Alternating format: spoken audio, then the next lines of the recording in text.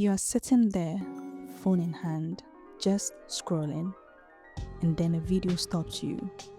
The colors are perfect, the cuts are seamless, the music feels like it was made exactly that moment.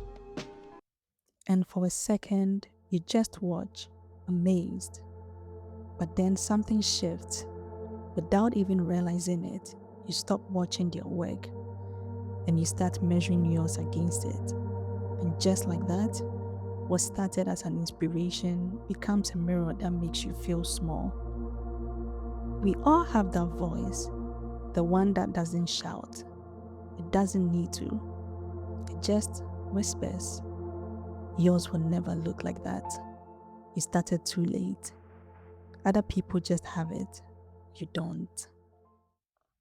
And the worst part, you don't even argue with it. You just nod and quietly close the app and don't pick up your camera.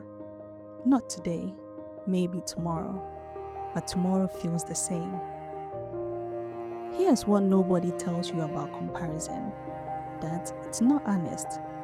When you compare yourself to someone else, you're comparing your beginning to their middle. You're looking at someone's chapter 10 and wondering why your chapter 1 doesn't look the same. You see the results, you don't see the years, the bad videos they deleted, the shots they missed, the times they almost stopped. You see the highlight reel and compare it to your behind the scenes. That's not a fair fight. It was never meant to be one. Comparison doesn't just make you feel bad, it changes how you create. You start filming for an invisible audience, not for yourself, not for the story, but for some imagined standard that keeps moving further away the closer you get. You start editing with someone else's eye, color grading for someone else's taste, choosing shots based on what looked good in someone else's film. And slowly, without noticing, you stop sounding like yourself. Your work starts to look like a copy of something that was already someone else's original. And that's the raw damage, not the self-doubt, not the discouragement.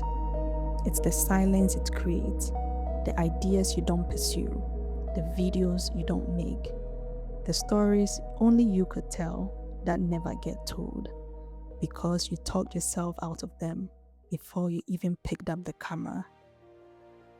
I'm not going to tell you to stop comparing yourself to others, because that's not how it works. You will see someone's work and feel it, that quiet sting, that familiar shrinking.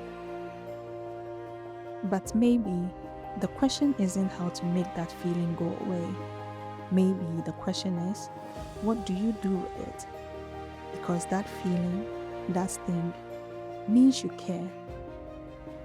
It means you have a standard, a vision, something inside you that knows what good looks like and wants to get there. That's not your enemy, that's your fuel. The problem isn't that you noticed their work was beautiful. The problem is that you stopped there. The only version of comparison that helps you is comparing yourself to who you were yesterday, not to someone with 3 years of experience, not to someone with a cinema camera and a team, not to someone whose part looks nothing like yours. Just you, and the you from last week, last month, the you that hadn't pressed record yet. That's the only gap worth closing. Because when you measure your growth against your own starting point, you start to see something you couldn't see before, that you are actually moving, slowly, imperfectly, but you are moving. And that matters more than any color grade, any cinematic shot, any video that stopped you mid-scroll. So here's what I'm choosing to do.